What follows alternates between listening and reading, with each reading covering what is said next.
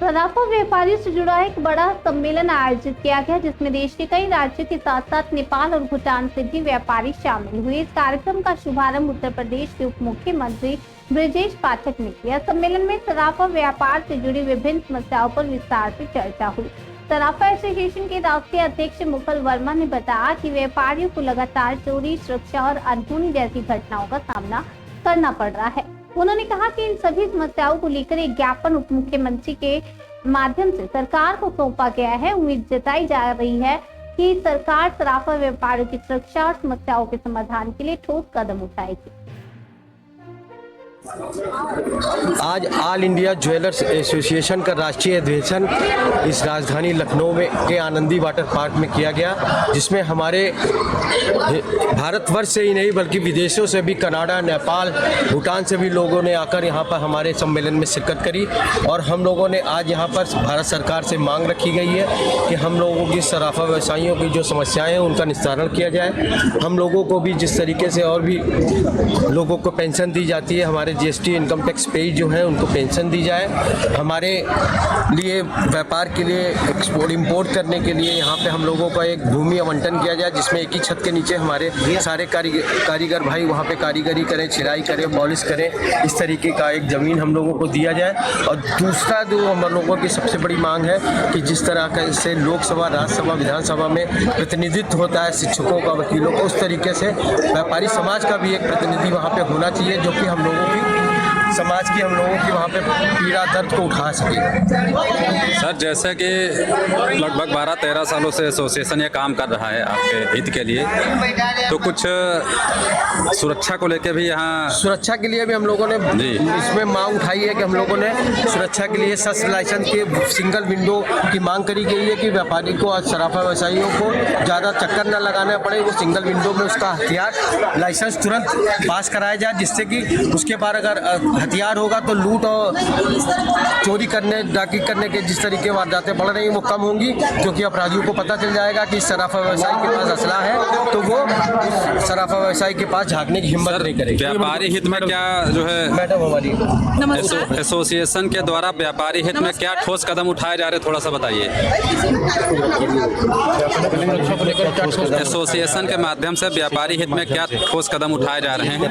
हम लोग समाज को संगठित करने का कार्य कर रहे हैं। इतना ही नहीं, हम सरकार से आगे मांग करते हैं कि व्यापारियों को केवल लाइसेंस ही नहीं, निःशुल्क व्यापारियों को, हमारे स्वर्णकार समाज एवं ज्वेलर्स एसोसिएशन के सारे व्यापारियों को निःशुल्क सेल्फ डिफेंस का एक ट्रेनिंग दिया जाए, जिससे कि वो कहीं भी अपने आप को सेल्फ डिफेंस की ट्रेनिंग के बाद जो है खुद से अपने आप को सुरक्षित रखने में स्वावलंबित हो। ठीक है। और मैं चाहती हूँ कि समाज संगठित हो, एक मंच पे आए, कश्मीर से लेकर के केरला तक हमारा समाज जो है एक मंच पे आए और समाज एक लय में, हमारे जितने भी सुनार हैं और हमारे जितने भी ज्वेलर्स हैं, उन सब के लिए समाज संगठित होकर के कार्य करे।